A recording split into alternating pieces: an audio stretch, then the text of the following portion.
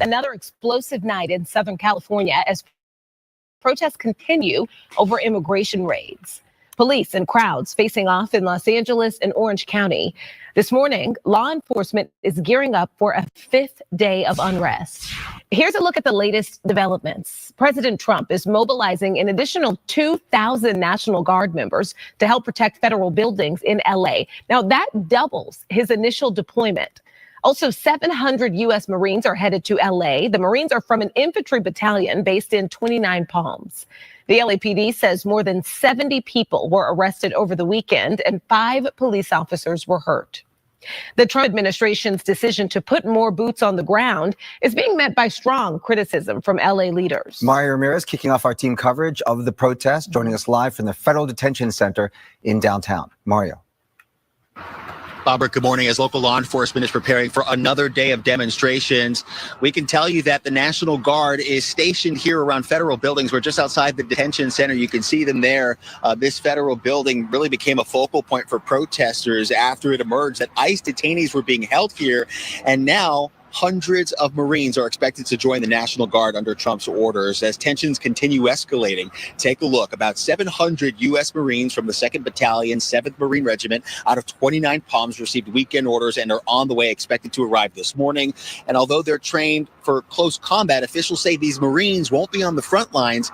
Instead, they'll be focused on crowd control and de-escalation. Those are skills that they've been trained in specifically for this mission. That, according to U.S. Northern Command, which confirmed that those Marines will support the more than 2,000 National Guard troops already activated across the area. And late yesterday, the Pentagon said it's mobilizing an additional 2,000 National Guard troops under President Trump's order. And that now pushes the number of military personnel to more than 4,000, with growing opposition from Governor Newsom and Mayor Karen Bass, the governor calling the deployment unnecessary, saying it'll only inflame tensions. Now, if we come back out here to our live shot, we've been seeing these National Guard troops checking IDs for employees entering the building. The president's move to activate these National Guard troops marks the first time the federal government has done so without a governor's consent since the 60s. Again, they won't be on the front lines with local law enforcement like the LAPD taking people into custody like we've seen. We're not exactly sure what the presence will look like. But again, hundreds are expected to arrive here in Los Angeles this morning. For now, live downtown, I'm Mario Ramirez. Back to you. All right, Mario, thank you. California suing the Trump administration over the deployment of the National Guard troops to L.A. Trump ordered 2,000 National Guard troops to Los Angeles for 60 days under federal law. The first troops arrived on Sunday. Governor Newsom says activating the National Guard without consulting him is illegal and immoral, calling it an inflammatory escalation. Attorney General Rob Bonta says local law enforcement had the protests under control. Trump and Hegseth jumped from 0 to 60, bypassing law expertise and evaluation. They threw caution to the wind and sidelined strategy in an unnecessary and inflammatory escalation that only further spurred unrest. The lawsuit accuses the president of exceeding his authority and asks the court to declare his actions as unlawful.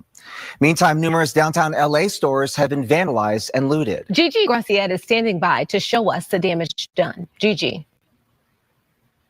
And that's right. We're live this morning on 8th and Broadway here in downtown Los Angeles, where multiple businesses were hit. Across the street, the Apple store, and here, the Adidas store. Take a look. They broke out the window, the glass doors, and outside you can see boxes and you can see single shoes because somebody stole apparently only one shoe. Another shoe is over there, $140 pair of sneakers in that rock, presumably used to break out the Adidas store. Take a look at some video when this happened. The looting started last night at about 11 o'clock in the morning and went on almost till 3 a.m. today as dozens and dozens of people hit stores, especially on Broadway and Hill. Now take a look. Jewelry stores on Hill were also hit. At one point, there were reports of up to 100 looters at a jewelry store. It was one after another. At one jewelry store, somebody actually set a fire, LA City Fire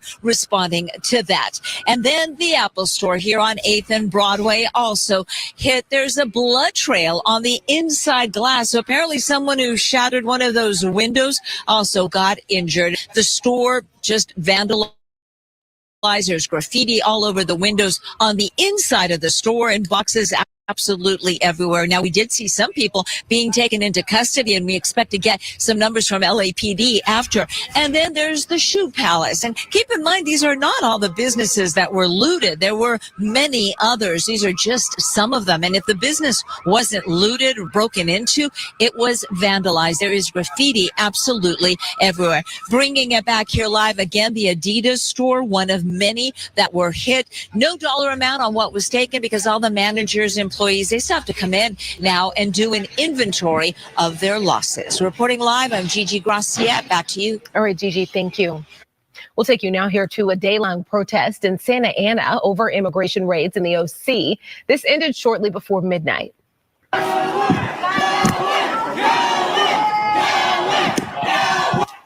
Police tell us they declared an unlawful assembly around 8:30 last night. They say people were throwing fireworks and other objects at local and federal authorities. Police say they responded with 10 other crowd control weapons. The demonstration started near the Santa Ana Federal Building, where several people were arrested. The protests were triggered by a number of ICE raids carried out in Santa Ana yesterday, including an ICE raid at a Home Depot. And later today, Orange County elected leaders and the OC Rapid Response Network will gather to condemn the ICE raids. Organizers say they want to ensure the OC immigrant community feels supported. OC Supervisor Vicente Sarmiento is expected to speak out against the raids, along with 3 Santa Ana City Council members and several members of the Santa Ana Unified School District Board. It's been a busy couple of days, It's several to say the days, least, you know, for sure. and here we are. It's Tuesday. It feels.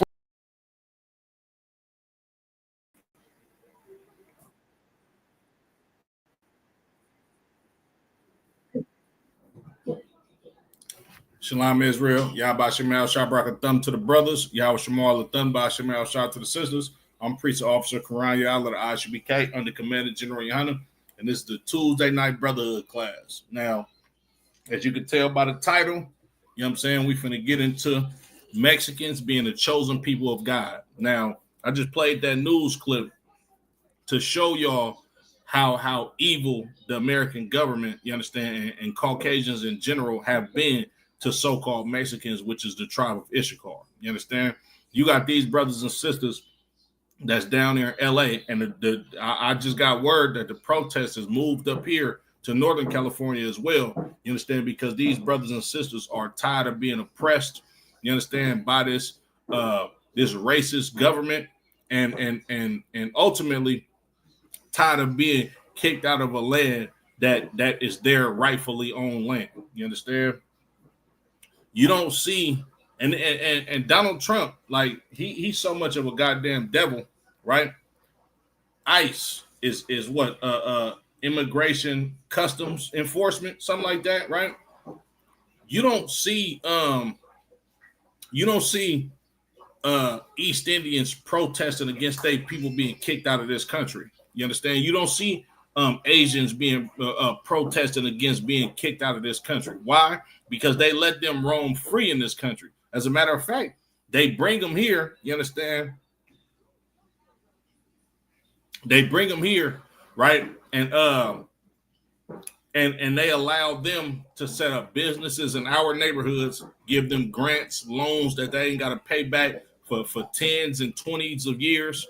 You understand? And allow them to thrive and flourish in this country. Meanwhile, you understand, in California, Arizona, Texas, New Mexico, you understand, these lands were once upon a time considered parts of Mexico. DK, Yahba Shemal Shabrakatah, the water for tapping in.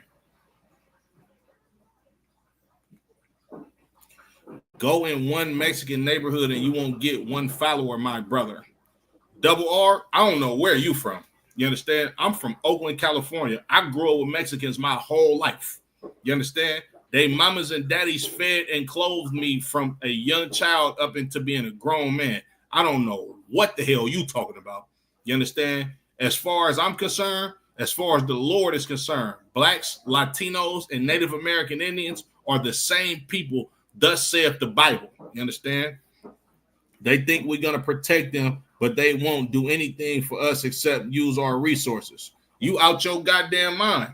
You must don't understand what happened during slavery. You understand? When Mexicans ushered us down into Mexico to flee persecution from racist white people. As a matter of fact, the Underground Railroad, you understand, they had underground tunnels going to Mexico with Mexicans, you understand, helping so-called blacks flee slavery. Look it up if you think I'm lying. You understand? Mexicans have always helped black people. I don't know what you talking about. You understand? As a matter of fact, big shout out to the tribe of Issachar. You understand? And some notable members, you understand, in this ISUBK on the West Coast. Big shout out to my big brother Lahab. You understand? Malakma, Kamada. You understand? Yakawan. You understand? Kazakh. All of these brothers are Mexican brothers. You understand? My big brother Ashkawar. You understand? Who is a cold, you understand, priest and austere and brotherly brother. You understand? All of these names that I just named to you, these are so-called Mexican brothers that absolutely love so-called black people. As a matter of fact, you understand, we've stayed nights at these brothers' house. They didn't extended excellent hospitality to the so-called black man right here in California. I don't know what you talking about, double R. You understand? In Mexico, black Negro men had no records till the late 90s. Man, look, you don't know what you talking about. You understand? It's a whole lot of document. As a matter of fact, hold on. Let me pull up an article for you. Double R.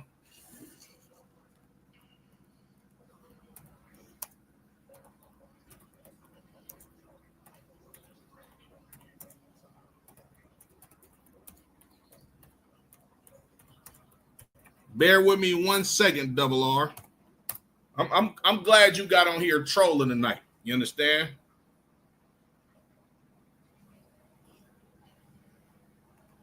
I'm glad you got on here trolling tonight, because I'm finna show you something right now. You understand? Big shout out to the tribe of Issachar. As a matter of fact, check me out. I'm rocking my Mexico soccer jersey tonight because I stand in solidarity with so-called Hispanics in general, not just Mexicans, right? We are the original man on this continent. I'm going to prove to you that that's a goddamn lie. So-called African Americans are not the original people of this continent. It's so-called Mexicans. It's so-called Native Americans.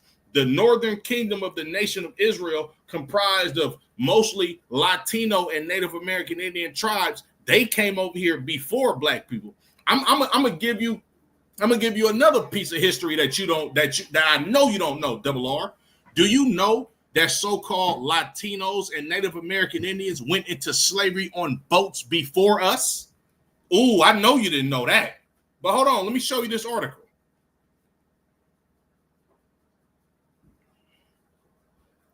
Salaki, my computer moving real slow right now. The oppressor is the devil that the Bible speaks of. I'm trying to educate this brother right here. You understand?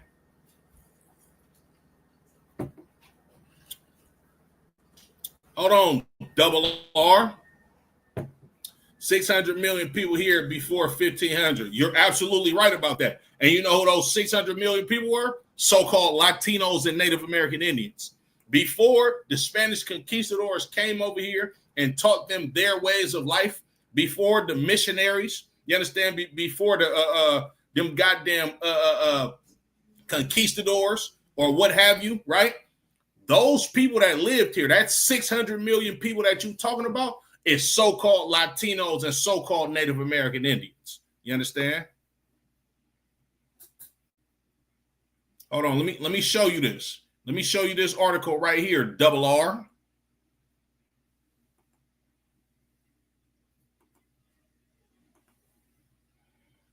Mexico welcomed African American immigrants escaping slavery. What are you talking about? Mexicans ain't helped us.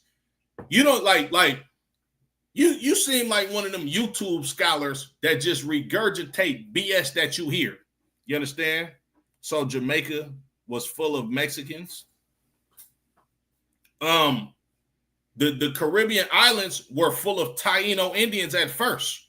So you can call them so-called Mexicans if you want to. You from Huntsville, Texas. I'm not sure about Huntsville, Texas. I'm not sure how rural that area is, but I do have brothers in Austin, Texas. I do got brothers in Houston, Texas. I do got brothers in Dallas, Texas. And all of these cities that I'm naming, we have schools set up in these cities. And you know who a part of our school in these cities? So-called Mexicans. You understand? I'm gonna show you a map of Mexico too, prior to the 1900s. But hold on. Let me read some more of this article for you, Double R. The Underground Railroad to Mexico, right? African Americans seeking freedom not only relied upon their own instincts, but also the complex networks which extended from the aid of abolitionists and slave sympathizers. You know who those was, right? Mexicans. And if you didn't know, slavery was outlawed in Mexico before it was outlawed in the United States. The Underground Railroad was a systematic pathway to freedom that aided fugitive slaves in their escape from the bondage of slavery within the United States. The traditional discussion surrounding this network describes a tragic line of farms zigzagging its way northward and extended into Canada. However, the North was not the only direction in which escapees to freedom took flight. According to historian Dr. Ernest Abadell Starks, opportunities for escape increased when slaves lived in close proximity to free Africans, rivers, free states, and territories, foreign borders of nations that prohibited slavery and the slave trade, or areas where runaways congregated. And you know what one of those areas was that prohibited slavery and the slave trade? Mexico. Hold on. Let me get back into these comments, right? Dark skin Mexicans made the underground. We made the Underground Railroad, not the Mexicans. Man, look, dude, I'm reading an article right now. This is an article published by a credible historian. Come on, man. Dark-skinned people, not pale-skinned people. First of all, Steph Curry is a so-called Negro, right? Steph Curry is not the same color as Wesley Snipes. Am I correct? We don't deal with colorism in the ISUBK. We're not talking about people because of their skin color. We're talking about the people because of who their forefather is. You understand? A lot of you fake woke black people like to indulge in colorism when the Lord don't give a damn about colorism. The Bible literally says the children of Israel are a speckled bird. And it also says we a cake unturned, meaning that we had come in different skin complexions. I'm not the same color as Stephen Curry, but he's a brother just like me. Nor am I the same color as Wesley Snipes, but he is a brother like me. I might be more along the skin complexion of a Barack Obama, but Barack Obama is not my people. You understand? Bro, no light-skinned people paved the way. Come on, bro. Come on, my guy. I know you don't understand that you ignorant to the fact of the true history of so-called blacks, Latinos, and Native American Indians. This is why you're tuning into a class. You understand? You don't go to a college matter of fact, you don't go to an elementary school goddamn class and try to upstage the teacher like you know more than the teacher. Sit back, shut up, get out the comments, and allow yourself to be educated. We dedicated our lives to living how God wanted us to live. And one thing that God wanted us to do was be scholars and study the facts.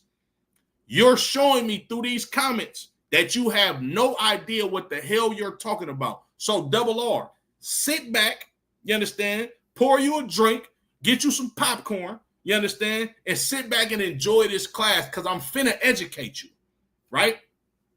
As a matter of fact, let me show all of these people these ignorant comments that you making. No trolling. It's trouble in our. It's the trouble in our people. DK, don't jump the gun. Hold on, DK. I know you know what you're talking about. Don't jump the gun. I'm gonna get him. I'm gonna get him. I know all about the Alamo and Sam Houston and Stephen Austin land was cleared by us, not Mexicans. They wanted our people to aid them. We made the Underground Railroad. Dark-skinned people, not pale people. Come on, man. I'm gonna educate you. Let me finish reading this article for you, Double R. You understand? The proximity between Texas and Mexico. Double R, you said you're from Texas, right?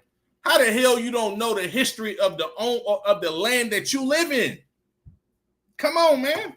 The proximity between Texas and Mexico contains such opportunities for escape to those Americans seeking relief from the oppression of slavery. In so many words, Mexico was so goddamn close to the slaves that lived in Texas, they took flight to Mexico to flee persecution and slavery because it was that goddamn close. Not to mention, Mexico used to be, Texas used to be a part of Mexico, and it really still is Mexico. Let's just keep it real, right? Flight after the Mexican-American War. The realization of a pathway to freedom and Mexico can be traced through the maturation of establishing a link. Historian S.M. Kelly, these are historians, scholars, people who actually did the research on these subjects, not somebody that just jumped on YouTube and watched the goddamn video. Come on, man. Historian Sean M. Kelly has divided this process into 3 periods. The first period occurred prior to 1820 as the Mexican War broke out, seeking independence from Spain in 1810. During this period, attention was brought to the boundary between the U.S. and Mexico as the new state of Coahuila, excuse me, I cannot pronounce this word. Coahuila, excuse me, sorry for butchering that word, had been added to Mexico. By 1819, the boundary dispute had been resolved as Spain and the United States negotiated the Coahuila, Texas border. The institution of slavery was legal in both regions during this period. Because of this, Kelly suggests that slaves escaping their bondage in Texas sought a pathway to freedom into Mexico, since it would be difficult for slave owners to pursue them in Spanish territory. Mexico outlaws slavery and guarantees freedom to Americans. During the second period, 1820 to 1829, the linkage of the pathway to freedom and Mexico began to take root within the slave community.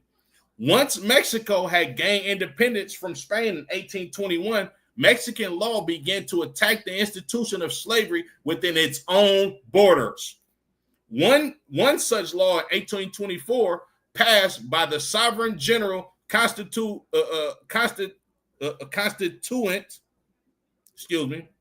Congress outlaws the commerce and traffic of slaves within Mexico. However, the law that established a concrete link between the pathway to freedom and Mexico occurred on September 15, 1829, when President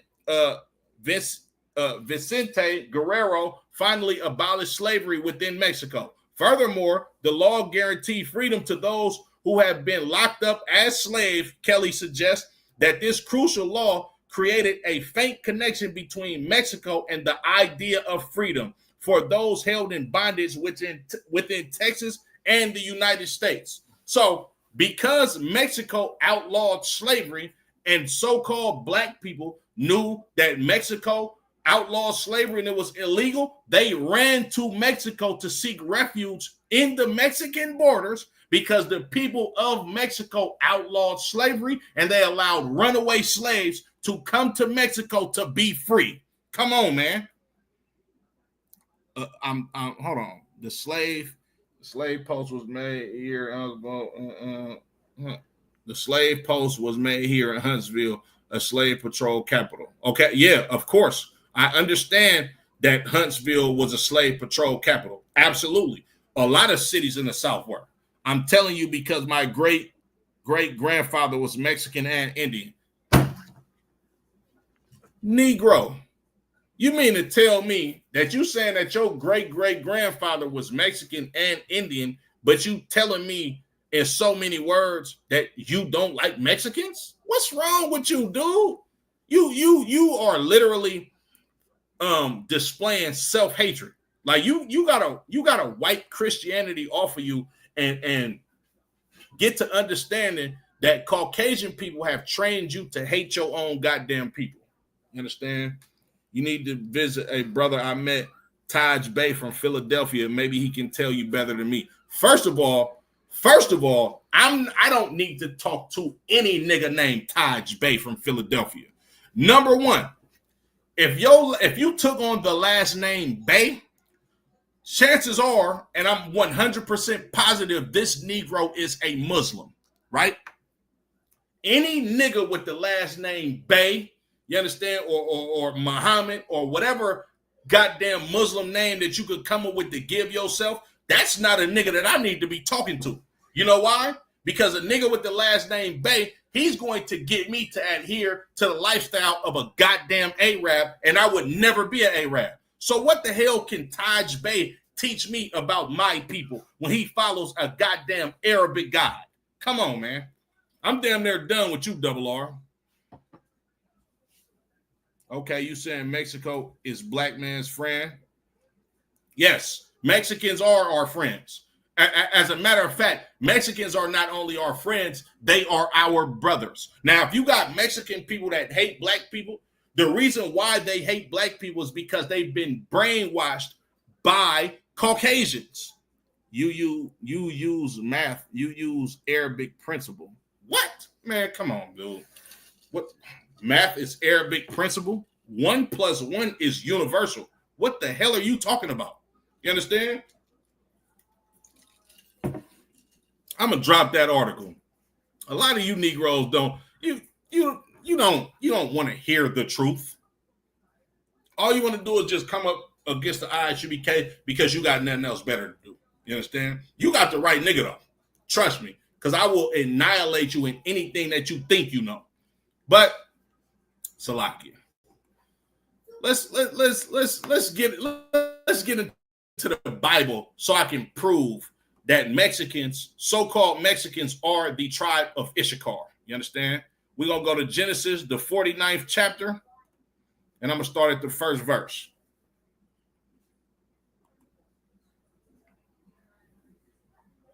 Keep listening, Double R, and I appreciate you attending this class too, because by no means am I here, Salakia.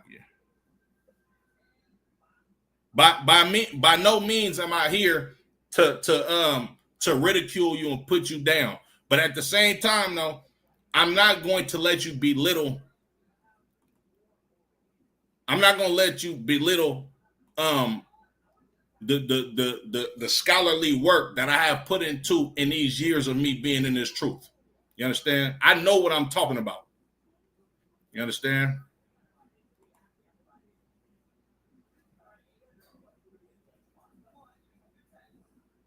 Right. Most High Christ, because I'm never going to sugarcoat nothing to you. You understand? This is the book of Genesis, chapter 49 and verse 1. And Jacob called unto his sons and said, gather yourselves together that I may tell you that which shall befall you in the last days. So Jacob, or whose name was changed into Israel, he's essentially on his deathbed at this time. The brother's old in age, you understand? He's gotten down into the land of Egypt, you understand, and he's lived a good life, you understand, for the most part. So this brother is about to give prophecy to his sons on what was going to happen to them during the last days, right? Gather yourselves together and hear, ye sons of Jacob, and hearken unto Israel your father. So he said, look, y'all come around my bedside and listen to what I got to tell you. You understand? Right? Now, I'm going to jump down to verse 14, excuse me. Right? Verse 14. Issachar is a strong ass crouching down between two burdens, right? So now, when you know the history of the nation of Israel, you understand these 12 tribes, we all had different symbols that symbolize our tribe. You understand? Levi sign being the dice or the Urim and the Thummim. Judah sign being the lion. Issachar sign is the donkey. You understand? A donkey is a strong animal that works very hard and gets busy.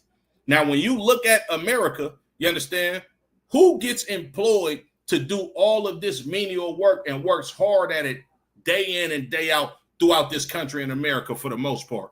It's so-called Mexicans. You understand? When you look at who's building up these houses, when you look at who's the construction workers, when you look at who's in the field picking all of the goddamn produce that feeds the whole goddamn United States, it's so-called Mexicans. You understand? It says Issachar is a strong ass crouching between two burdens. You understand? He working hard. He bustling and hustling every goddamn day. And what's that burden? You understand? Mexico sits in Central America.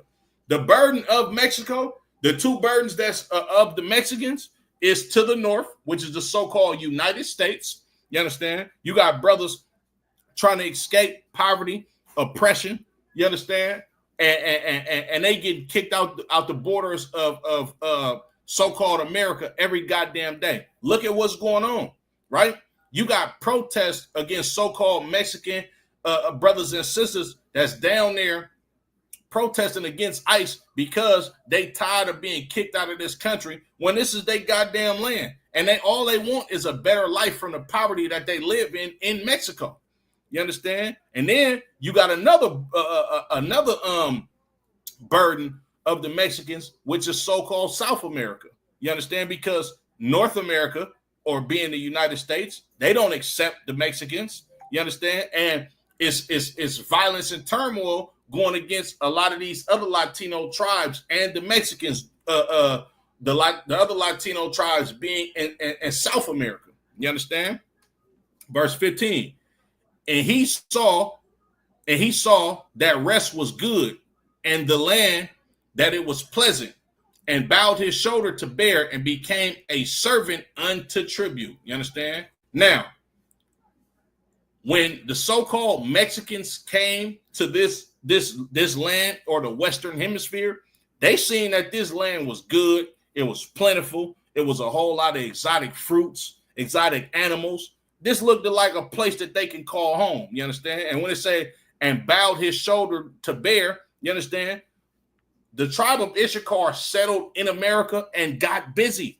You understand? And eventually, the so-called Spanish conquistadors, you understand? They came over here, slaughtered, raped, robbed, and murdered the so-called Native and Latino tribes, and made Issachar, or Mexico, his goddamn servant that had to pay tribute to these white boys. You understand? Now, my brother, young man DK, he pulled a scripture for me, right? So we're going to get into exactly how the Mexicans got here, right?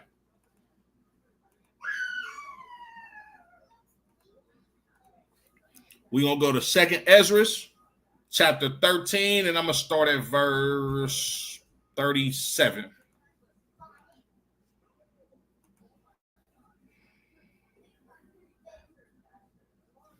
Double R, I hope you're still listening. You with me?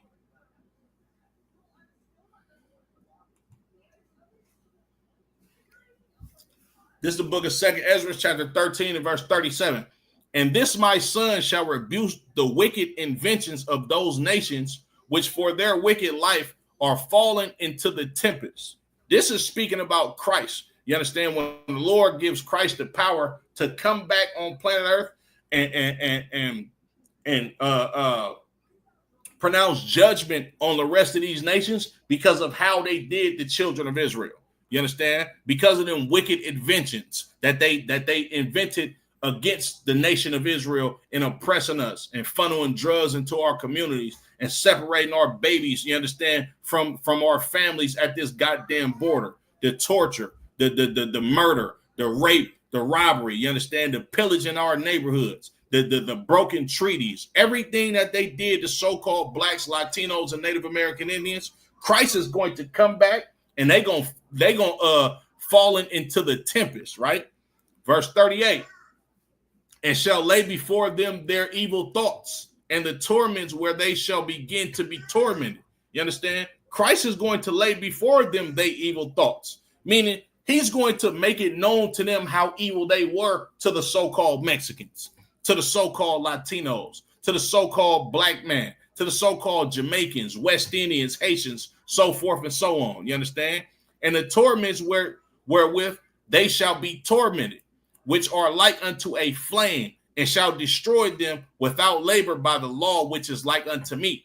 Verse 39, and whereas thou sawest that he gathered another peaceable multitude unto them. That peaceable multitude that Christ is going to gather unto him is the so-called Mexicans. Because you see what's going on at the border, right? I mean, not at the border up in LA with these protests. These so-called Mexicans are having peaceful protests. You understand? But you still got ICE agents and the National Guard shooting rubber bullets at these brothers and sisters that sit up there protesting with their goddamn hands in the air, ain't through a rock, ain't through a grape, ain't through a goddamn a piece of rice at none of these agents. But you see how evil the white man is. He's shooting rubber bullets and hitting them with bear mace and taking them to jail. And another thing too, don't get it confused, bro.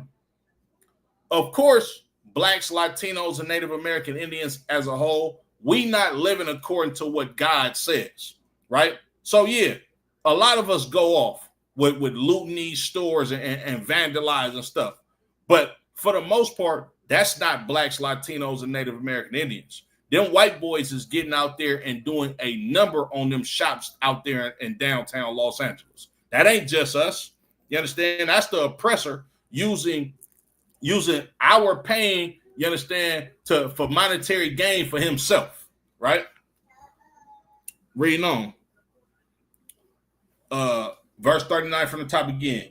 And whereas thou sawest that he gathered another peaceable multitude unto him. Now, who is this peaceable multitude? It's about to get into it.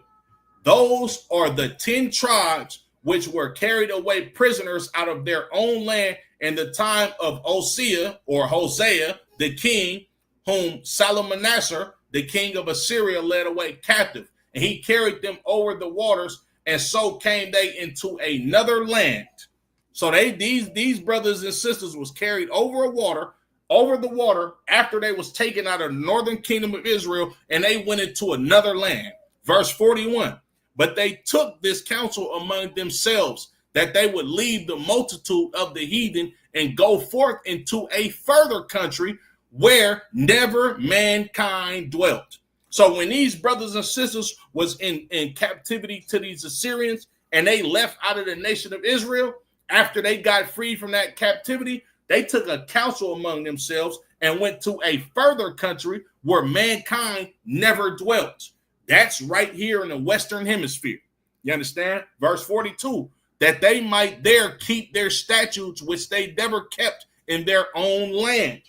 And they entered into Euphrates by the narrow places of the river. For the Most High then showed signs for them and held still the flood till they were passed over. For through that country there was a great way to go, namely of a year and a half. And that same region is called Arsareth. That's America. Double R. You understand? You say, how is that so-called Mexicans? I just read it to you. They came to a land where mankind never dwelt. You understand? That's America, double R, right? Then when you look at the history of how Christopher Columbus actually found the so-called North American Indians, he used the Apocrypha because they knew exactly where the children of Israel was. Just like when you look at the history of the transatlantic slave trade of so-called African Americans being sold by indigenous Africans to Caucasians to be slaves right here in America. Them Africans knew we were different people than them. You understand? Just like when Christopher Columbus came over here in 1492 to the Caribbean shores, he knew that those so-called Taino Indians, Spaniards, were directed by Moors. Man, look. You can believe that if you want to. You understand? Let me ask you this, Double R. If so-called Mexicans are not God's chosen people, then why are they the only people being rounded up by ICE agents? Them and the Haitians, why are they the only people being rounded up by ICE agents and kicked out of this country? Shouldn't that be happening to East Indians, seeing as East Indians are the biggest illegal immigrants in America? Shouldn't that happen to Asian people? Huh? Shouldn't that happen to them? Right? I wonder why it's not happening to them.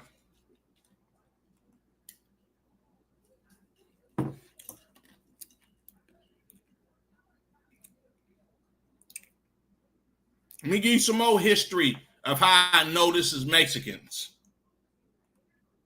We're going to go to the curses of Deuteronomy, the 28th chapter, Double R. You done made yourself famous in this class, Double R.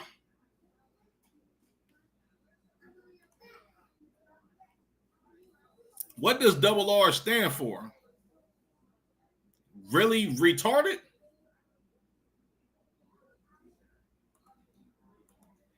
Because you gotta be a little bit slow to not understand these facts, right?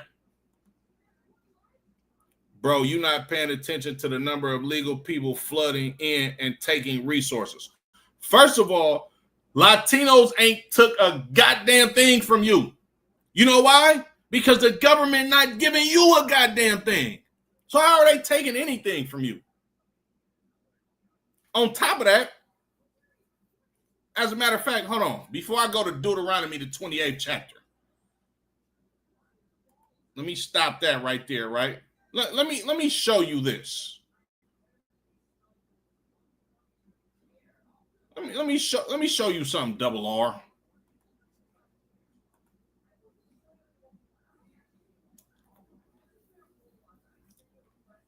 Let me share something with you, Double R.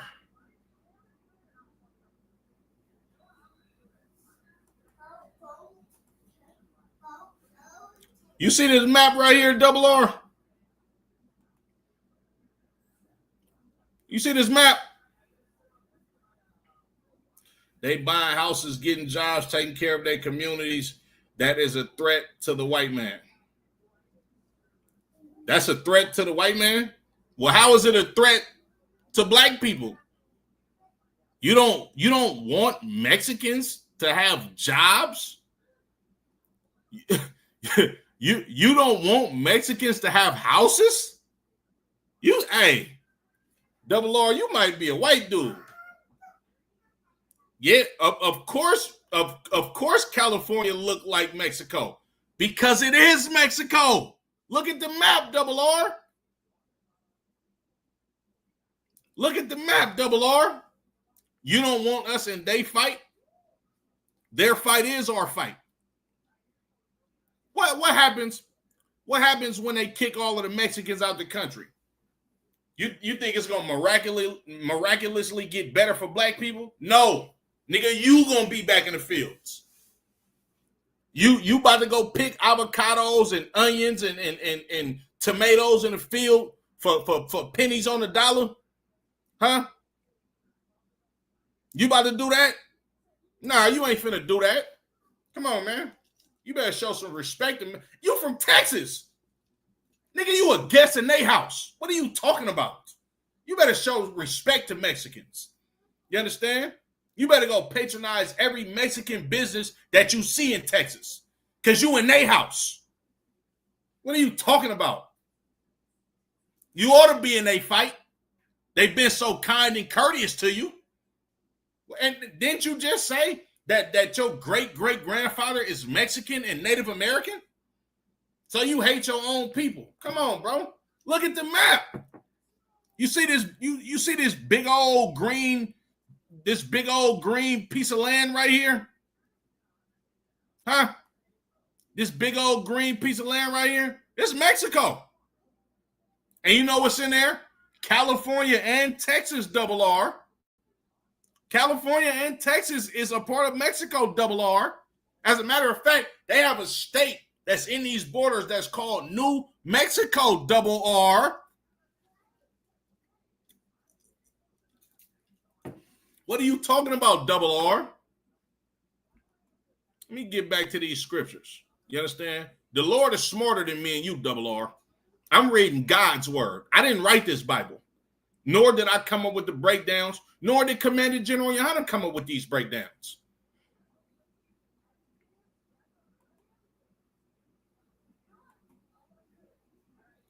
Let's get these curses, double R, so I can show you that Mexicans are our people. And you said it yourself. You have a great-great-grandfather that's Mexican and Native American Indian. Shame on you. Shame on you for not wanting to fight for your family. And this is a direct family member of yours. This Deuteronomy chapter 28 and verse 15. But it shall come to pass, if thou now will not. As a matter of fact, hold on. Before I go to these scripts, give me a second.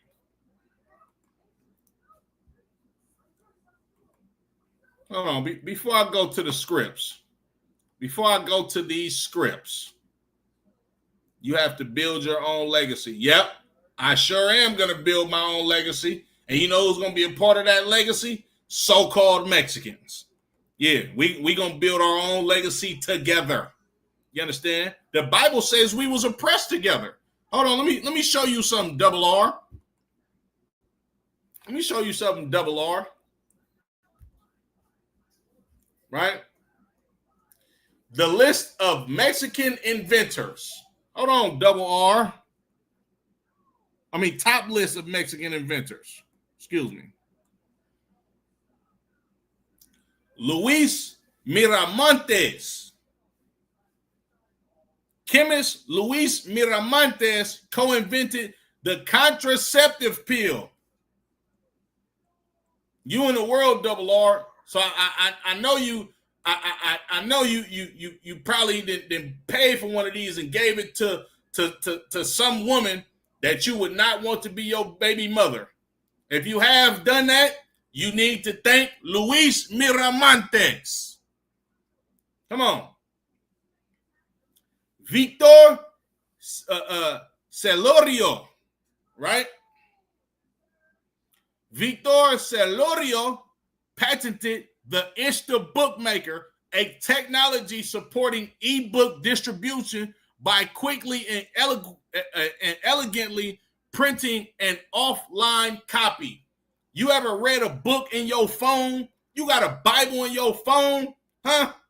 You need to thank Victor Celorio.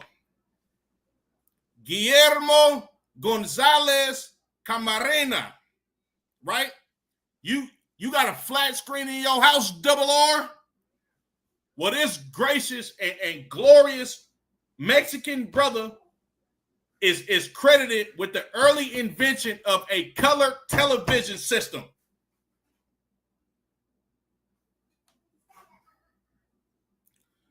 Victor Ochoa, right? Victor Ochoa was the Mexican-American inventor of the Ochoa plan. He was also the inventor of a windmill, magnetic brakes, a wrench, and a reversible motor. His best-known invention, the Ochoa plan, was a small flying machine with collapsible wings. Mexican inventor Victor Ochoa was also a Mexican revolutionary. According to the Smithsonian, Victor Ochoa had a reward of $50,000 offer for his delivery, dead or alive, to Porfirio Diaz, president of Mexico, Ochoa was a revolutionist who sought to overthrow the rule of Mexico's chief executive in the early 90s. Come on, bro. This dude was a Mexican revolutionary, and he's the reason why you can use a goddamn wrench today, and why the windmill and the Ochoa plane was invented. I got more for you. Jose Hernandez Rebollar invented the Acela glove, a glove that can translate language into speech, according to the Smithsonian.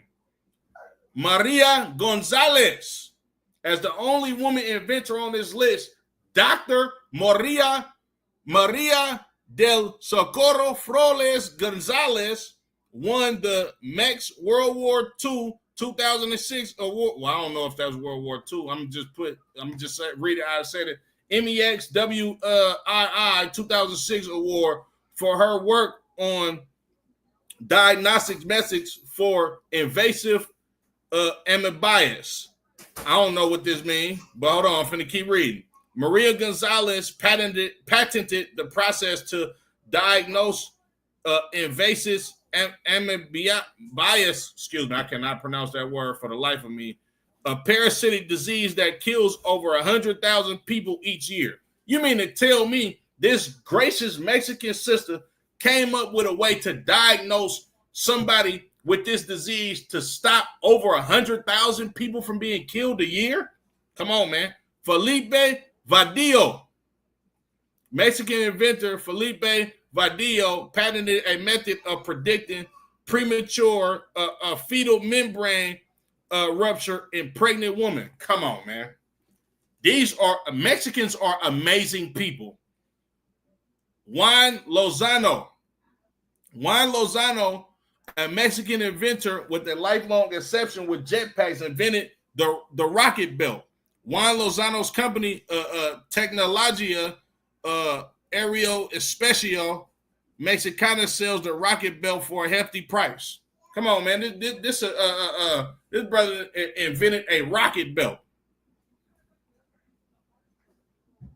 Emilio Sacristian of Santa Ursula Exitla, Mexico, invented an air pressure power driver for pneumatic ventricular assist device. I don't even know what that is, but they invented some amazing stuff. You understand? Benjamin Valles of Chihuahua, Mexico, developed a system and a method for performing cable for promoting adhesion to overmolding sensor body for Delphi Technologies. Man, look, these so-called Mexican people have invented so many things that we still use today. It's outrageous. You understand? I don't know if you Mexican. You said your great grandfather. That's life was invented. The white man took credit, bro. Y'all keep thinking everyone except your brothers. You have not forgiven in prisons that can't invent anything, given rights instead of chess and basketball. First of all, I'm not even gonna get into prison and all of that type of stuff. But if you know me, you know my background, and you know I know very, very much about the prison system. And on top of that, big shout out to Officer of 1,000 Natazar out here in Northern California, who heads the prison program in Northern California. As a matter of fact, big shout out to the prison program in general. You understand? Because we have big shout out to my brother, Officer 50 I Warrior, down there in Southern California, who just walked off a 17-year sentence. And when he came home, he joined the ISUPK, you understand, where so-called blacks, Latinos, and Native American Indians dwell in peace, harmony, solidarity, and extreme brotherhood. You understand? We ain't forgot about no so-called black man in prison. As a matter of fact, we got brothers sending them money and writing them letters day to day in this ISUBK. And it's not only the so-called black people, it's so-called Mexicans as well. As a matter of fact, I'm gonna give you another fact about my so-called Mexican brothers. My big brother, officer of 5,000 Lahab. You remember that brother I Warrior that I just told you that did 17 years in prison and came home and became an officer in the ISUBK? Well, a so-called Mexican brother from the tribe of Issachar named Laham is the brother that fished him into the school. What do you mean? Mexicans are in our fight. Why ain't you in the fight? Man, I work in TDC, not enough love shown. Come on, man. Look, I can't speak for everybody else, but what I can speak about is the so-called Mexicans in the ISUBK under Commander General Yana.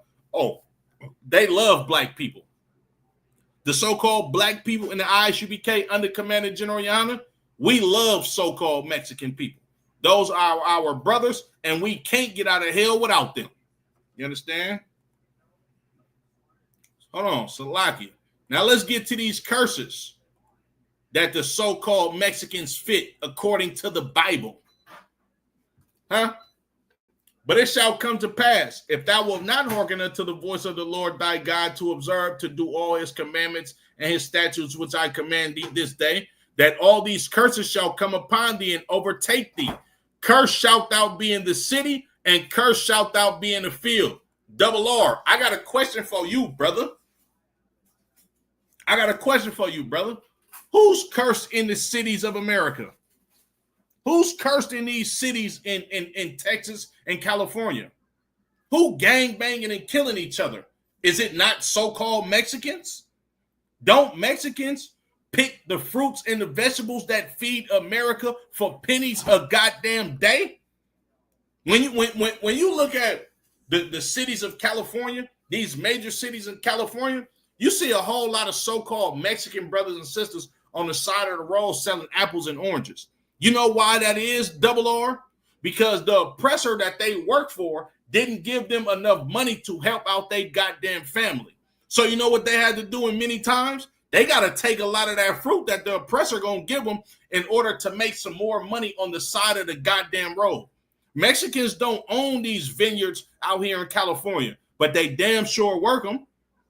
Mexicans don't own the fruits and vegetables that's feeding America, but they damn sure picking them.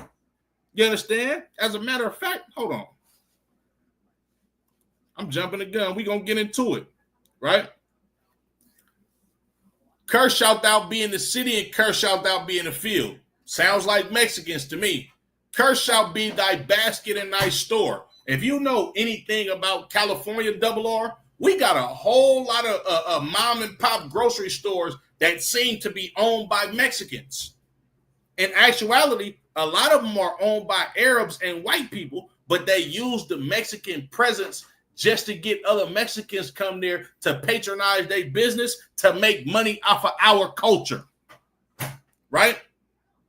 Cursed shall be the fruit of thy body. You know what the fruit of our body is, Double R? Our children. Let me show you how much the so-called Mexicans' children are cursed. The black man, according to Dr. Francis, no, just stop commenting and chill out for a second. Let me show you how cursed, you understand, the Mexican children are, right? Let me show you.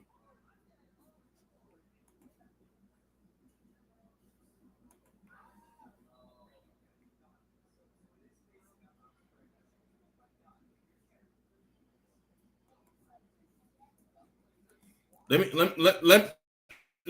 me show you these curses in real life, in real time. You see this? That baby not going home to go get a hot meal. That baby is going into a detention center. Look at this. You see these brothers and sisters protesting because Mexico is their land and they deserve a right to live, especially in their home. You see this? Huh? You see these brothers and sisters in cages? You got to be out your goddamn mind to think Mexicans don't need black people to fight for them. We need each other, double R. Look at this. These is babies. Come on, man. A powerless father got to walk through this, got to walk through these ICE agents to go be set in a goddamn detention center and ultimately separated from his wife and his children.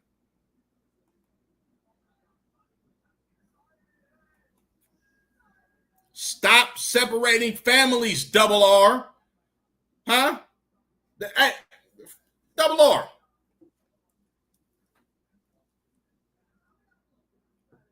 Don't you hate for children to be separated from their mothers and fathers? Don't you want free children? Do you want children to go to jail, double R?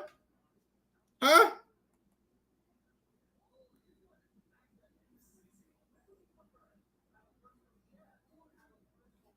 I didn't forget anything about the black man being the bottom totem pole of this empire. I didn't forget anything about black men catching hell and the oppressor wreaking havoc on us. I didn't forget about none of that. You understand? Because that's what you seem to think. No, I ain't forget about that. You understand? Right? Right? I ain't forget about none of that. But what else I didn't forget about was Mexicans either.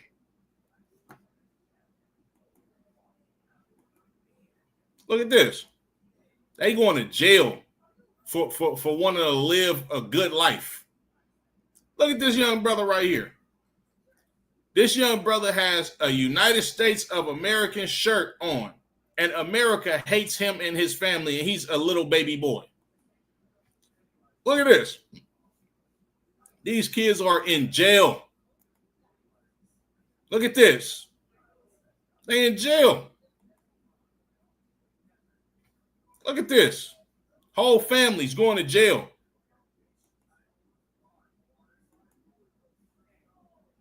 Look at this. Don't these people deserve to live, double R? Huh? You keep talking about the black man this and the black man that. True enough, oppression happens to blacks as well, but it also happens to Latinos. And the reason why I'm in the fight with them is because they are my brothers and sisters. I'm not just looking at the oppression of so-called black people. I'm looking at the oppression of so-called Mexicans as well. You got ICE agents lining up at elementary school graduations to take these kids away from their parents. Don't you got a heart, double R?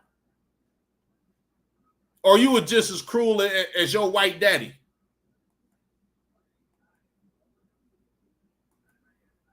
Look at this. This literally looks like prison. Concentration camps. Look at this. The U.S. Border Patrol, a federal agent, is here to arrest people for wanting to live. Look at this. You got an image of a little girl crying with an ICE agent behind her mother, searching her on the side of the goddamn road, about to separate her from her goddamn parent. Look at this.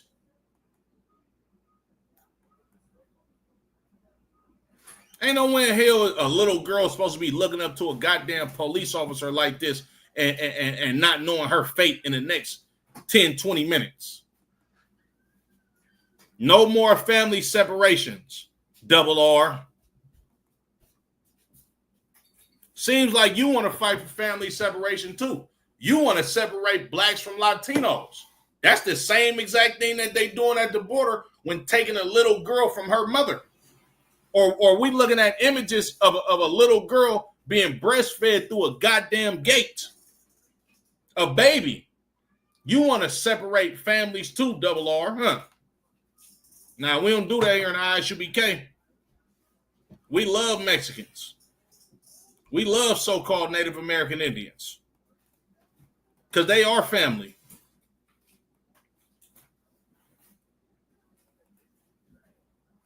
Look at all of these images. Come on, Double R. You keep talking about black people. Black people. These are black people. Did they not suffer slavery like us? Yes. Were they not conquered by white people like us? Yes. The only difference is, Negro, you speak English and they speak Spanish. They turned you into a Christian. They turned them into a Catholic.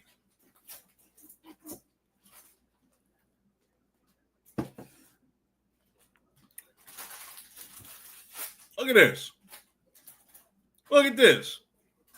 They are literally searching this poor mother in front of her babies. The number of migrant children seen on the U.S. border has risen recently, too.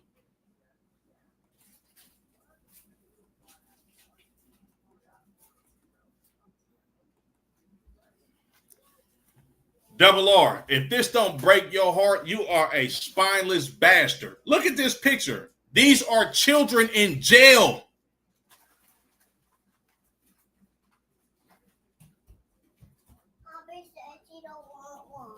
You want to see me make a video with my Mexican people? Man, come on, Double R. Go to ISUBK Sacramento, ISUBK Oakland. It's a whole lot of them. It's a whole lot of them. Got a whole lot of videos with them. Got a whole lot of them.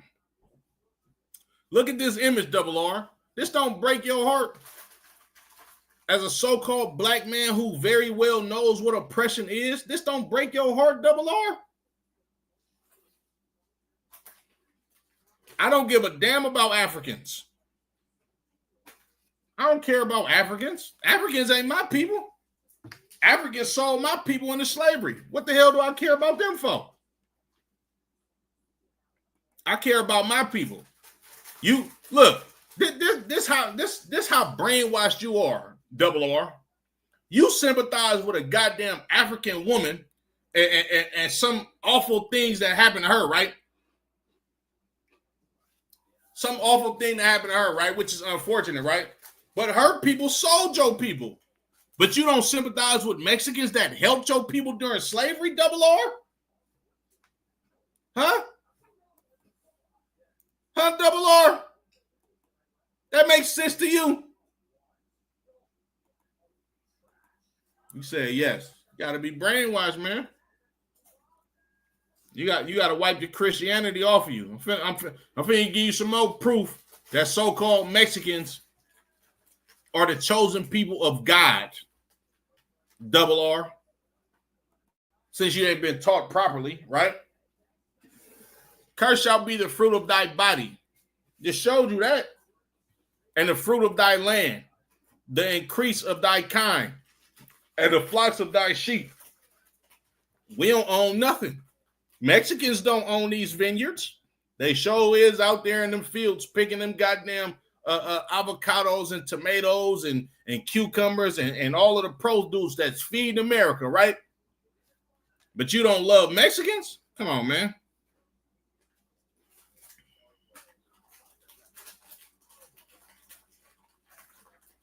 Let me jump down.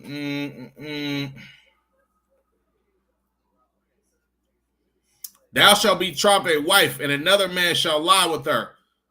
Thou shalt build an house, and thou shalt not dwell therein. Thou shalt plant a vineyard, and shalt not gather the grapes thereof. When you look at what's going on in these concentration camps at the border, because that's what's going on. These filthy vagabonds of ICE agents, they doing unspeakable things to these women that they will never broadcast on the news. You understand? They are laying with other men's wives forcibly, right? They builded this house called America, and they can't even live here. They literally getting kicked out of America through the border, right? And they built America. This house of America that they built, the Lord said they're not going to be able to live in that house that they built, right? Thou shalt plant a vineyard and shall not gather the grapes thereof. Didn't I just tell you that Mexicans are feeding the whole goddamn United States with them planting these grapes, these tomatoes, these apples, these oranges? They out there tending to all of these fruits and vegetables to feed America, and they don't own a goddamn thing. Dole Pineapple is making millions of goddamn dollars, and who's out there farming them pineapples, them apples, them oranges? Your so-called Mexicans. Verse 31, thine ox shall be slain before thine eyes. Hold on, Salakia. Let me show you something.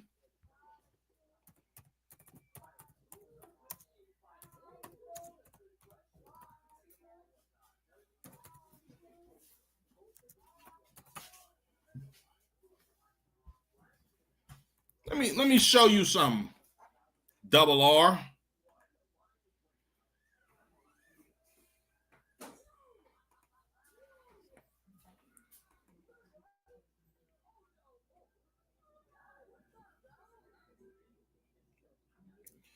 Origins of the American Indians by Lee. The Mexicans are originally of the 12 tribes, originally of the 10 tribes captured by Salmanazar of the family of Issachar, whom the Indians recognize.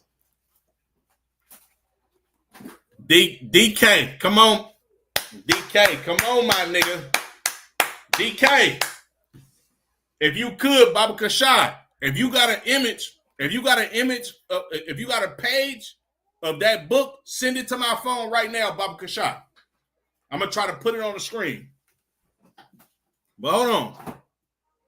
It says, thine ox shall be slain before thine eyes, and thou shalt not eat thereof.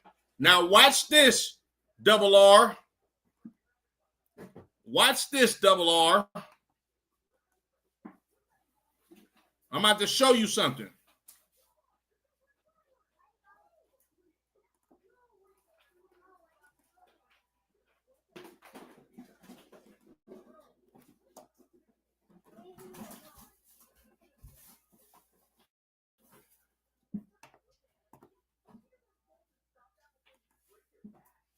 You see that, double R?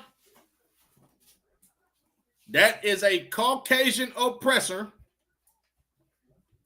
That is a Caucasian oppressor standing on a whole bunch of slaughtered buffaloes to starve out the so-called Mexicans and Native American Indians. That's biblical prophecy right there. I'm going to read it again. Deuteronomy 28 and 31. Thine ox shall be slain before thine eyes, and thou shalt not eat thereof. Is that not this image that's on the screen, double R? You can't tell me that blacks, Latinos, and Native American Indians are not the children of Israel. Neither did we made cotton, put draws on everybody. You said, what is the Mexican original language? The Mexicans' original language was it was a Hebrew dialect, and that's facts. It's a book called The Lost Tribes of the Promised Land. You understand? Another book called The Trail of Tears. A lot of these books that document the history of so-called Mexicans and Native American Indians likens them unto the children of Israel. Now, I know you just so-called became woke, double R, but us in the ISUBK, this school has been knowing about every fact that I'm bringing out since 1969. Every fact that I'm giving you, the seven heads that built this school up under Abba Bivens, they already had these facts when you didn't have no goddamn YouTube. When it wasn't no Google, they did extensive research to show you everything that the Lord has blessed us to show it to you in 2 freaking seconds. You understand? But DK, if you could, Baba Kashai, send me that page. As a matter of fact, hold on. I'm about to try to find that real quick. Let me see.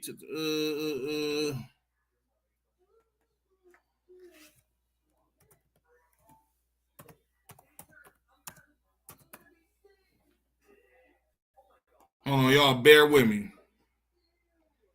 Origins of the American Indians.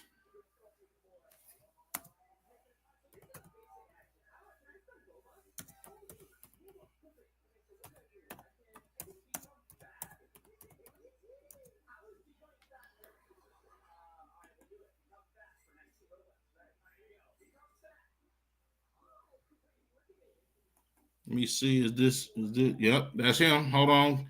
Give me 1 second, DK. I'm about to try to put it on the screen if I can get it.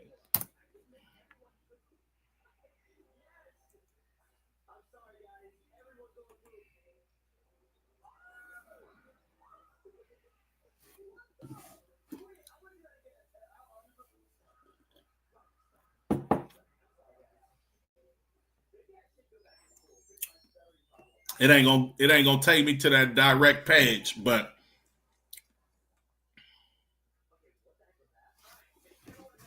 you see.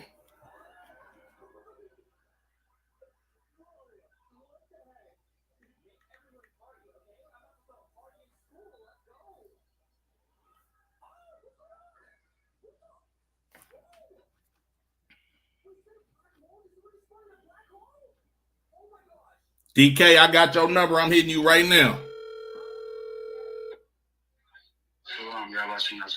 Shalom, Yabashim Ashabrakatah. Hey, Salagi, do me a favor. If you got a screenshot of that page, Baba Kushah, send it to me. The water.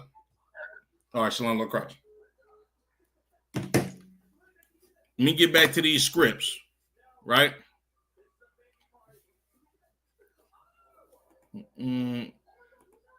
I just showed you biblical prophecy of Deuteronomy 28 and 31, right? Let's get some more of these curses. That is a telltale sign that Mexicans are so-called Israelites. And thou shalt not eat thereof. Thine ass shall be violently taken away from thee, taken away from before thy face. Uh-oh.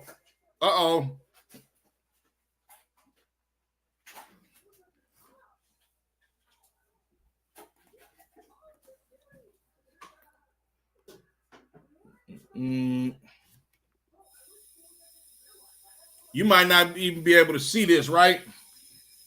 The brother just sent it to me in that yellow writing. I'm about to read it because I know you ain't going to be able to see it while I'm holding it up, right?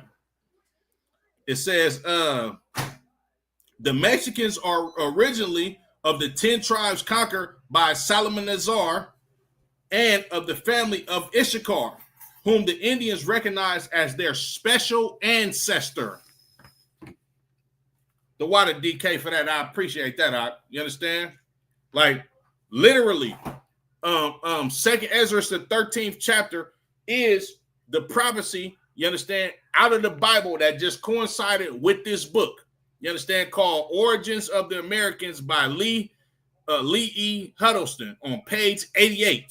You understand? Most High Christ. Hey, the water for that, DK. I appreciate it. You're an excellent scholar, my guy.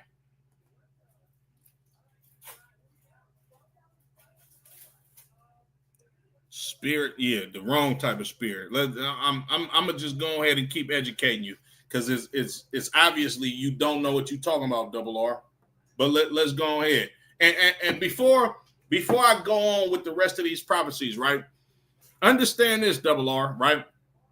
What I'm trying to teach you is some humility, right? I'm trying to teach you how to be a brother that's not selfish and only care about your own well-being. In order for you to be a man of God, you have to understand that life is not only about you. Life is about you and your people. In order for you to be a brother, to be accepted by God, in order for you to be able to do this work that we do, this dangerous work that we do day in and day out, You have to care about not only what's going on with yourself, but you got to care about what's going on with your whole nation as a whole. And we cannot get over the fact that so-called Mexicans are being oppressed by the same people that oppress so-called black people. You understand? You can't get over the fact that they are separating little boys and little girls from their mothers and fathers in a goddamn land that is their homeland. Like, you gotta be like you gotta be like some type of sick and twisted evil person, bro, to not want justice for people that's being done tremendously wrong, seeing that your people are a people that come from oppression as well. You understand?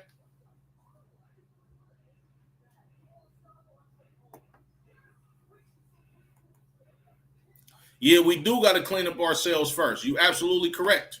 You understand? And cleaning up ourselves first, you know who else that involves? That involves cleaning up Mexicans as well, because Mexicans are our brothers.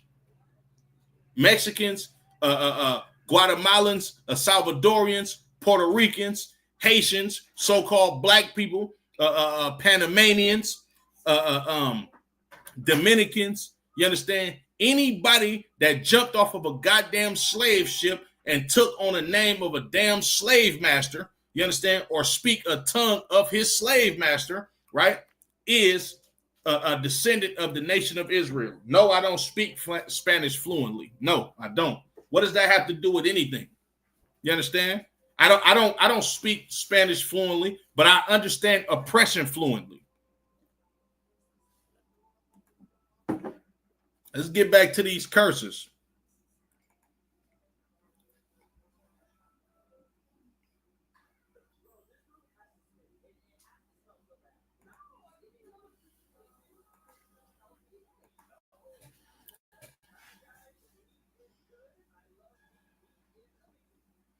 Thine ox shall be slain before thine eyes, and thou shalt not eat thereof. Thine ass shall be violently taken away from before thy face, and shall not be restored to thee. Thy sheep shall be given unto thine enemies, and thou shalt have none to rescue them. Everything that we work hard for in order to sustain ourselves in this Western Hemisphere, these Caucasian people have slaughtered it from us, have violently taken it from us. You understand? Our livestock, the fruits and vegetables that were supposed to be ours, they violently took this from us. Verse 32, listen good, double R. Thy sons and thy daughters shall be given unto another people, and thine eyes shall look and fail with longing for them all the day long, and there shall be no might in thine hand. Is that not what's going on at the border, double R? Are Mexicans not suffering the curse of Deuteronomy chapter 28 and verse 32 right now? Yes, they are. You can't tell me that Mexicans don't need black people. That's like saying black people don't need Mexicans, which is goddamn retarded. You ought to be ashamed of yourself by saying you're not going to stand up and fight for Mexicans. You live on their land, dummy. You live in their house. So you mean to tell me Mexicans allow you to be guest in their house? And then when you come into their house, you going to let somebody rob them in their own house when they let you come live here freely? Huh? When they gave you everything that you need to sustain yourself in this house? On top of that, we came to their house fleeing slavery and persecution, and they welcomed us with open arms. You can't reciprocate the same thing to your brothers? Read on. The fruit of thy land and all thy labors shall a nation which thou knowest not eat up, and thou shalt be only oppressed and crushed always. Every goddamn indigenous plant that grows here in America that Caucasian people get rich off of, you understand, is a testament to the children of Israel being Mexicans.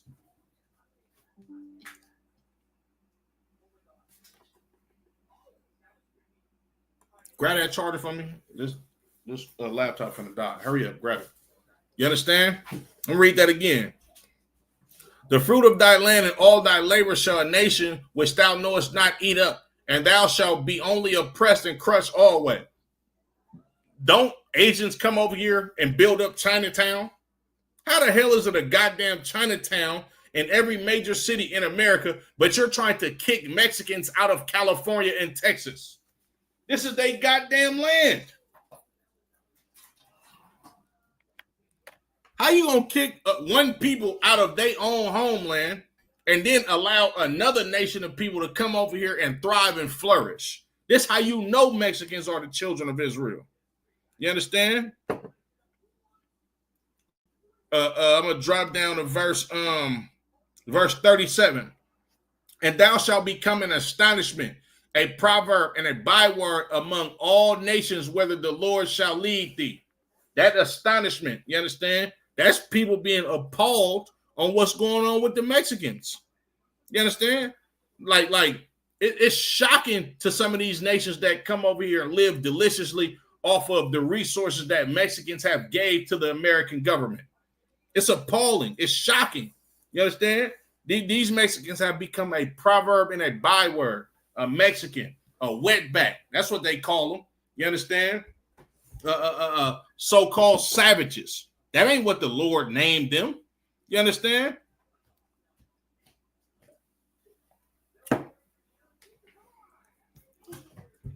I'm gonna drop down to verse 43. The stranger that is within thee shall get above thee very high, and thou shalt come down very low. So-called Mexicans and Native American Indians, they allowed these Caucasian conquerors to come over here, you understand, because we are a peaceable people. They allowed these savage beasts to come over here and showed them how to sustain themselves and survive over here. And what they do, they made Mexicans and natives and so-called black people they goddamn slaves.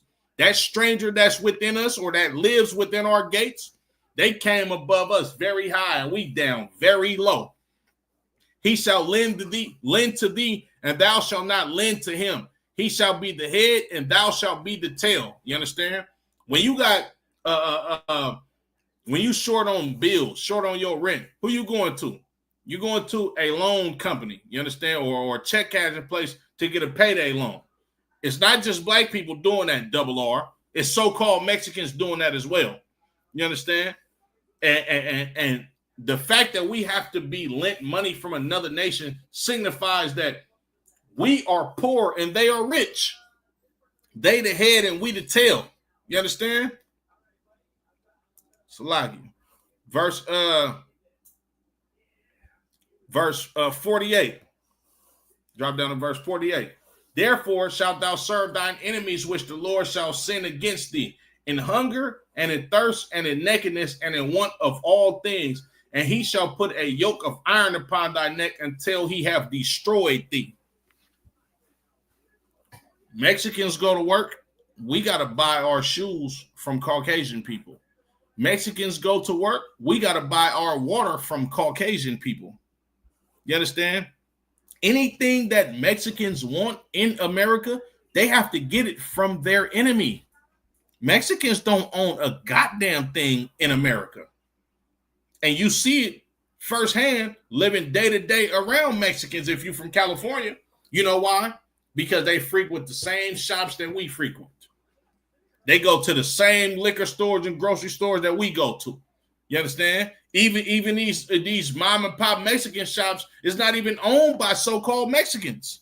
The Caucasian man owns them shops. The so-called Arab man owns them shops. You understand? Salakia. And he shall put a yoke of iron upon thy neck until he have destroyed them.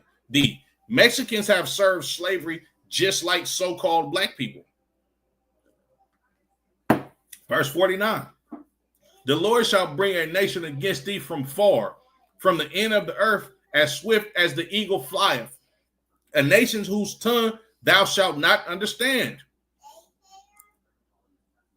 What language do Mexicans speak? Spanish. Mexicans are not from Spain. Mexicans are indigenous to the Americas. Spanish is a European Latin language. That's a white man's language. This ain't biblical prophecy that Mexicans is the children of Israel. You got to be out your goddamn mind. Verse 50, a nation of fierce countenance which shall not regard the person of the old, nor show favor to the young. They're not only kicking elderly people out of America, out of California, Texas, which is so-called Mexico, they're doing it to babies. Big shout out to Officer of 1,000 Natazal. He just did a TikTok on Mexican babies having to represent themselves in hearings to get deported out of this country. If you're a black man and you don't care about the plight and the poverty that Mexicans suffer in this empire, you a goddamn coon.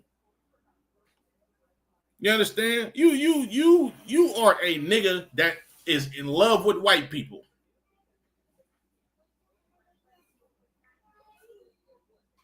And he shall eat the fruit of thy cattle and the fruit of thy land. You know who the first cowboys, right, was? Mexicans. And the fruit of thy land until thou be destroyed, which also shall not leave thee either corn, wine, or oil, or the increase of thy king, or flocks of thy sheep, until he have destroyed thee. Yeah, we've been oppressed by these white people in all aspects of life. Verse 52, and he shall besiege thee in all thy gates, until the high and fenced walls come down wherein thou trustedest throughout all thy land, and shall besiege thee in all thy gates throughout thy land, which the Lord thy God hath given thee. Not only did that happen in Jerusalem, but that happened right here on the shores of America when these Spanish conquistadors, which that word conquistador literally means conqueror, or somebody that's coming to rob and steal your land. Yeah, that happened to them right here. You understand? Salakia. I'm going to jump on down to verse 68. And the Lord shall bring thee into Egypt again with ships, by the way whereof I spake unto thee, thou shalt see it no more again. And there ye shall be sold unto your enemies for bondmen and bondwomen, and no man shall buy you. Yeah, Mexicans serve slavery just like so-called black people. You understand?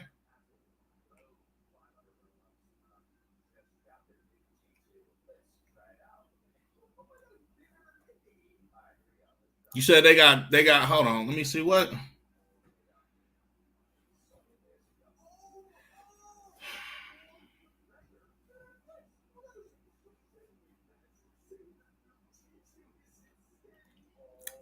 Double R, you keep believing that separating from Mexicans are going to save black people, and we're going to be in captivity for another 1,000 goddamn years. This is like, hey, Shalom says, Y'all Shamal Lataba Shemi Awashad.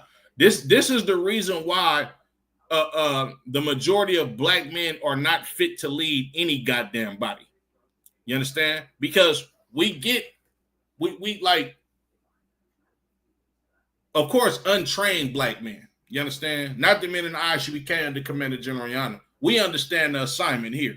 You understand? And the fact of the matter is, the Lord is not going to free so-called black people by ourselves. No, Mexicans have to come back home with us. You understand? El Salvadorians got to come back home with us. Guatemalans, the people from Uruguay, the people from Chile, they got to come back home with us. Puerto Ricans, Haitians, Dominicans, you understand? Panamanians, they got to come back home with us, right? This is what so-called black men don't understand, because you have been brainwashed by your oppressor to hate your own goddamn people. This is what you don't understand. The same poverty, the same problems that you having in your community as a so-called African-American man is the exact same thing that's going on in the Latino community. Same thing that's going on in the Haitian and the Jamaican community. The faster we learn that we need to band together. As a matter of fact, Salakia, let me pull a scripture on this. Go to Zephaniah chapter 2 and verse 1.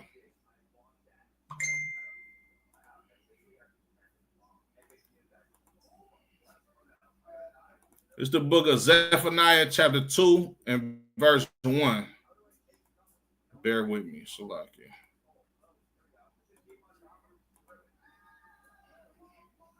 Gather yourselves together, yea. Gather together, O nation not desired. We are the nation not desired. Not just so-called black people by their goddamn selves, but Mexicans are not desired. You understand? We got to lead us as one and they will follow. Double R. What do you do for black people?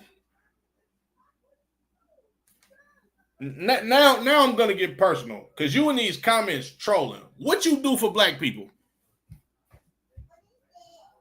Huh?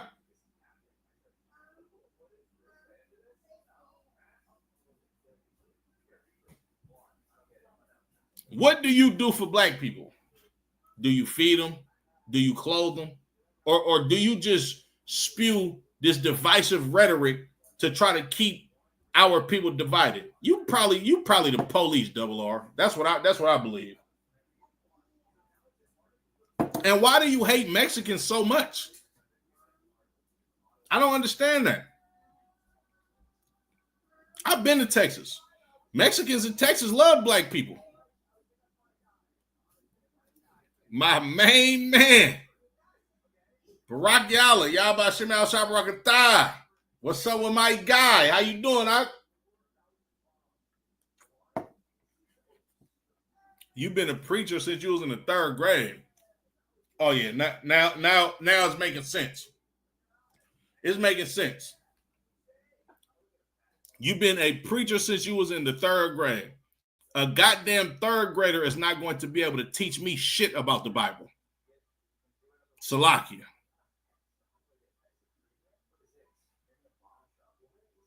They love what I can do. I ain't got nothing to offer Mexicans. But brotherhood. You understand? Solidarity. I ain't got nothing to offer Mexicans. But to be a kind brother to them and wake them up how I'm going to do so-called black people as well. I ain't rich. I ain't rich at all. I ain't got nothing to offer them. You understand? I got some wisdom to give them. I got some brotherhood to give them. That's about it. You understand? I ain't got nothing to offer them. But the truth. You understand?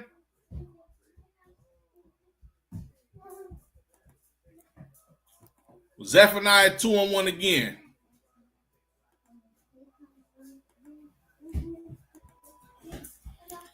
Gather yourselves together. Yea, gather together, O nation not desired. That's what the Lord requires of the children of Israel. For the whole nation to gather together.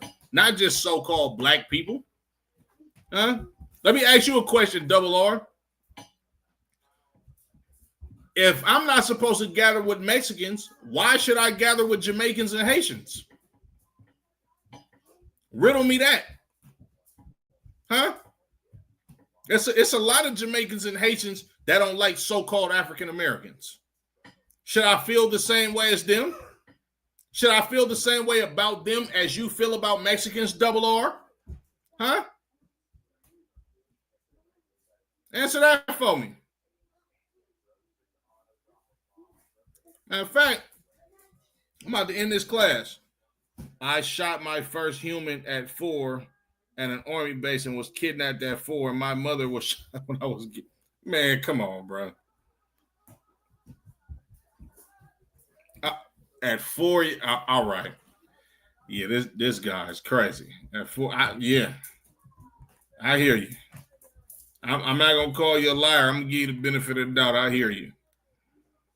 Let me show y'all this map. I'm in this class in a second, but I'm gonna end it off with a couple of images for y'all. Y'all see that right there?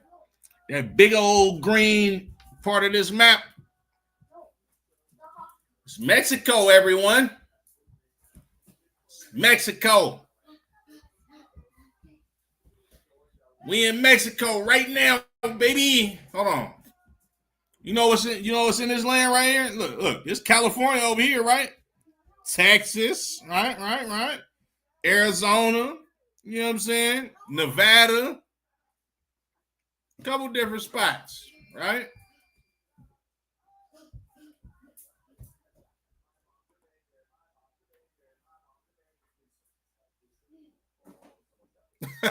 Right. Right. DK, I was starting to like you too. Brother went crazy. Do you know Oklahoma City of Blacks was bombed to prevent growth? We've heard about Black Wall Street, of course. We absolutely have, and it's evil as hell, and that's an atrocity committed against black people. You understand? But have you heard about Dodger Stadium in Los Angeles, which was a predominantly Mexican neighborhood that they decimated and displaced hundreds of families in order to make a sports a sports arena. You ever heard about that? Big shout out to Officer 5000 Lahai for putting me up on game about Dodger Stadium. You understand? Dodger Stadium should be burned down, just how they did my brothers and sisters' neighborhoods. You understand? And I'm not advocating for anybody to burn Dodger Stadium down, but that will be justice according to the Bible, according to God.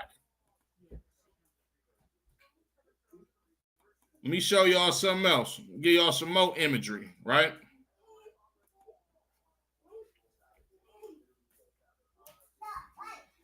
What you're looking at right here is ancient Mexican garments, right? Well, with the exception of that one, because they wasn't walking around naked. That's a damn lie. But these are the garments of warriors. You understand? Look at this. With fringes on them. Look at that. Look at that. Look at the sisters' dresses. These vibrant dresses. You understand?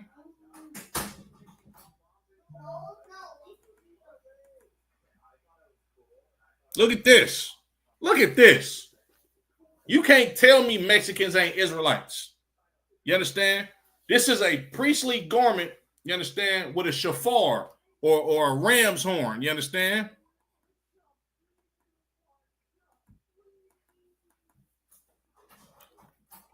I doubt that's Mexicans.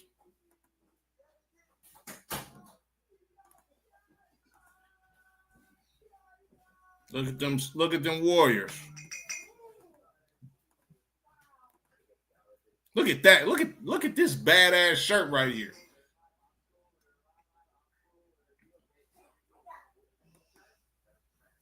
Look at this. I believe this is some ancient Issacharite pants.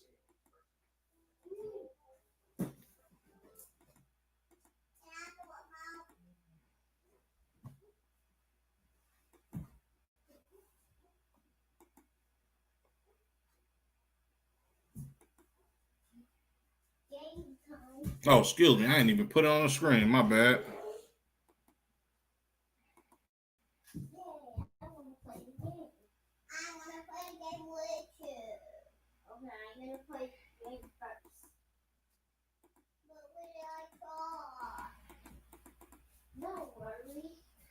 Ancient Issacharite pants, Salakia.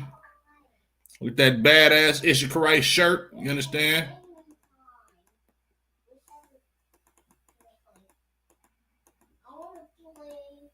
Look at that. Ancient Mexican garment with a shofar, which is a horn. You understand? An instrument to warn the people.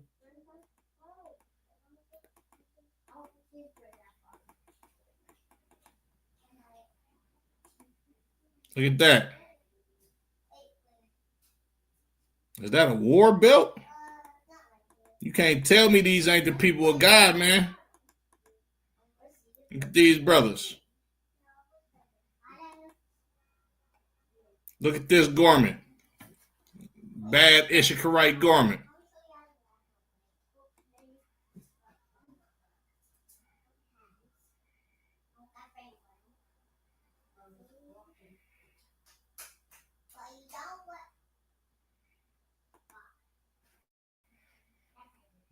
Let's see. I think I got some more images that I want to bring out. Oh, hold on. Before I end the class, right? Hold on.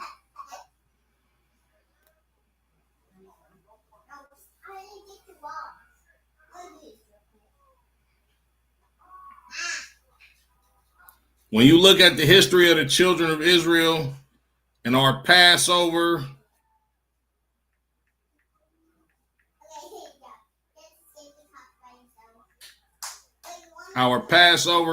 and some of the customs that Israelites had in general, right?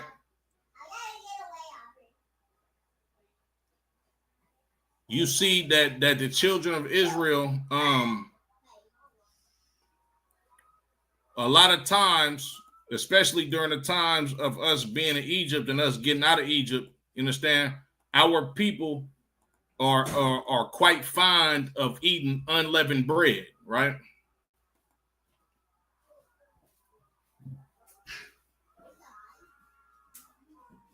Slovakia.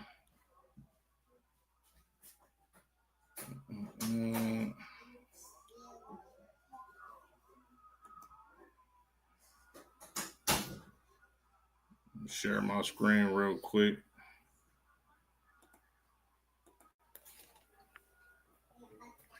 Exodus 12:8.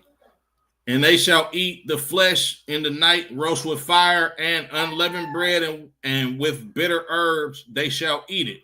Right? This is a custom of the children of Israel to eat unleavened bread. You understand? Not only during the Passover, but this is one of the customs of the children of Israel. Now, when you look at Mexicans, right? Mexicans are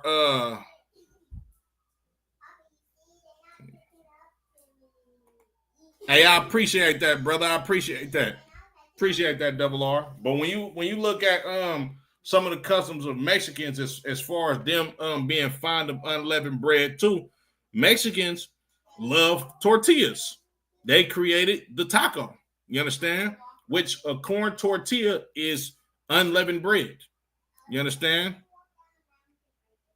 Unleavened bread is a corn tortilla. You understand? That's another a telltale sign that the children of Israel, you understand, the Mexicans are a part of that nation. You understand? Let me see if I got any more images that I want to show. I believe that was it. That was all the images.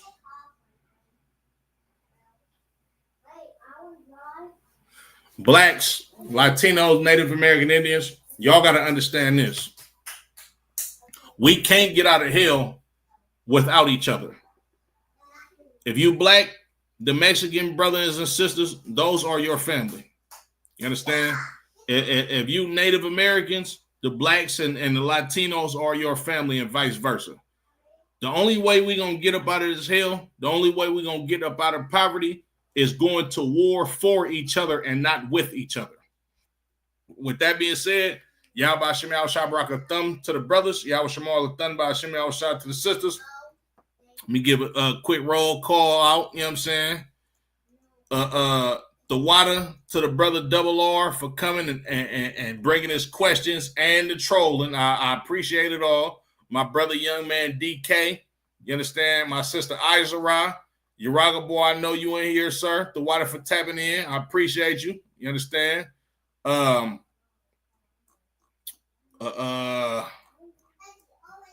Until next time, you understand? It's been another Tuesday night brotherhood class. Shalom, Israel.